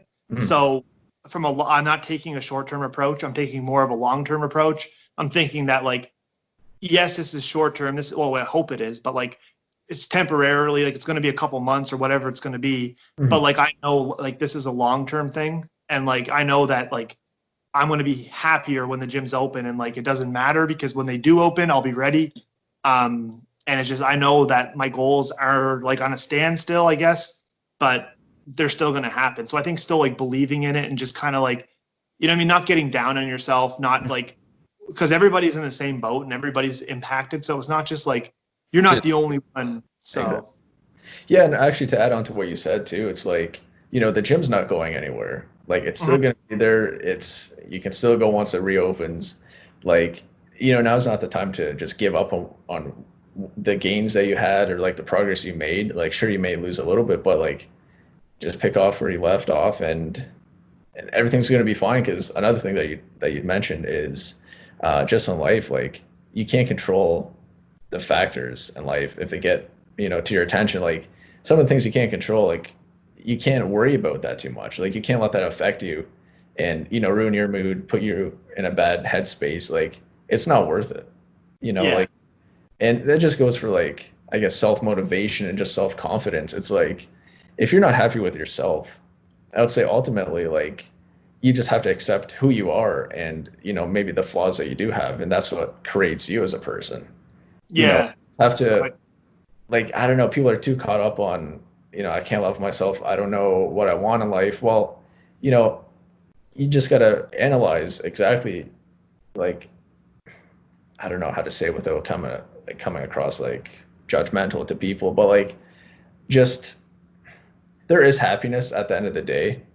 And with somebody just being so frustrated in themselves and, oh, I can't do this, I can't do that. Well, sure you can, but you just have that blockade, yeah. just getting in your way, where you think just so impossible to overcome, when really it's not that significant. Like, it's still possible. Like, I think it's the mindset, right? People get it into like a mindset of just like, oh, I can't do that anymore, or I won't be able to do this, or like, and it's like them. It's not even the things that are limiting them. It's just like themselves.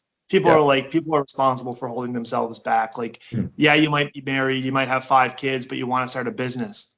It's like, well, make it happen. Like, work around it. Like, don't just use the excuse that like you don't have time, or maybe you're in high school and like you don't have money, but like you want to start this. It's like, find ways that you can, you know what I mean? You can make that happen, or do things that like try to progress each day. Do something like every day to get you closer to where you want to be. And like, whether like whatever that is, it's like, just try to move forward with whatever you're doing. And like, don't like, I think the biggest thing is just like with competing and everything, it's like, a lot of people never really do it because I shouldn't say not people do it, but like the biggest thing that like held me back was like I didn't want to get up on that stage. I didn't want to be in front of everybody. But like at the end of the day, I knew that I would love it if I ever did it. Mm-hmm. So it's like I was just holding myself back. So I think that like that was one thing that like I would highly recommend for people to do is just like stop holding yourself back and like stop using time, because like everybody is in control of their own time for the most part. Like whatever time that you have in the day, like whether or not you spend like outside working or outside the gym, it's like if you're spending that 3 hours watching Netflix or you're spending that 4 hours watching TV or whatever you do to unwind, it's like that's important. But like at the end of the day, it's like you're in control of your own time and like how you manage that and how you like prioritize things. Like if you want to prioritize sitting on the couch now over like getting a home workout in, then like that's what you're going to do. So it's like I think that changing the mindset and like of like focusing on like prioritizing things that are important to you and like realizing that like you might be holding yourself back. It might not be anybody else. You might try to be blaming it on other people because at the end of the day, like you might not be willing to take responsibility for it. But I think that you really need to like think about like, is it you that's holding yourself back? Mm-hmm. And what can you do to like, you know what I mean? What is the easiest way possible? Whether it's getting up earlier, like if it's a time thing, like can you go to bed a little bit earlier and get up earlier? Like do you need to be able to have more time to work out? Is it a nutrition thing? Like is it something that you're doing with nutrition? Well, find substitutes or like meal prep a little bit more, or like maybe have somebody help you with like nutrition or learn more, like read a book on like nutrition or like. So I think that like just being able to like expose yourself and like identify like your flaws, because if you don't know what they are, then you're not going to be able to fix them. Exactly. That's just it. And a lot of times, like, people look at themselves and just say, like, just put themselves down. And it's, you shouldn't be doing that because we should all, be grateful for who we are and the things that we have in life and where we are in life. And a lot of people, I don't think, realize that is we take, just a life for granted. And, we shouldn't be doing that because with a blink of an eye, like, you never know what's going to happen. So I think just, being in a bad mind, like headspace and just like not being happy in life, I think it's really, it's not good because it ruins you, but also the people around you as well. Like we said earlier in the podcast here, like somebody that's negative, you don't want to be surrounded around somebody like that. No. And that's why if you can fix that, it's going to be such a big improvement, such a big boost to yourself that, you're just going to be nonstop progress from there. Like, you found happiness in this, and now what else can you find happiness in? So just, yeah. Awesome. Well, I think that's going to do it for the podcast. I think that's pretty much the ideas that we wanted to kind of get across, was just kind of helping people who are obviously like dealing with this coronavirus, helping people stay motivated, but also like in terms of your perspective of someone who's young and kind of getting involved, who's been working out for 3 years. I just think that like finding the motivation to continue and just kind of like the training and the nutrition, it can be all kind of like confusing. And I think that like at the end of the day, I think it's like some of the topics we touched on, like you need to be able to like self-motivate yourself. You need to be able to like understand like certain things, whether or not they're for you. And I think that like ultimately like following what you believe in. So like don't follow what other people believe in. Just kind of like if you want to go to school to become a personal trainer, if you want to be like, if you want to, whatever you want to do, like follow, it's your life. It's ultimately like your happiness. So like at the end of the day, don't try to get peer pressured into like whether or not if you're going to school to do something you want to do, or whether or not if you're posting a video like online, like whatever you want to do it because you want to do it. Don't let like other people come in the way of that. I think that's like the big takeaway is just kind of like, you know what I mean? Do the best with what you can with the resources that you have and just kind of make the most of your time really.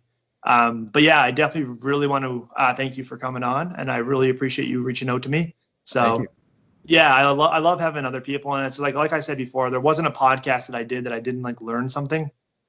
So it's always like very good for like both people involved. And I think that like not only like us, but like other people who are listening to the podcast or other people who, you know what I mean, might need that kick in the pants or might like, they might not agree with everything that we said, or they might. So it's like, it depends on like everything hits home for different people. And there's different things that I hear that I'm like, that fires me up a little bit more than others. But I think at the end of the day, it's just like, do it for yourself. So yeah, I really do appreciate you coming on and reaching out. And maybe we'll do another one in the future for sure. Yeah, but I definitely appreciate it. So don't forget to be inspiring, stay motivated, and continue to push your limits.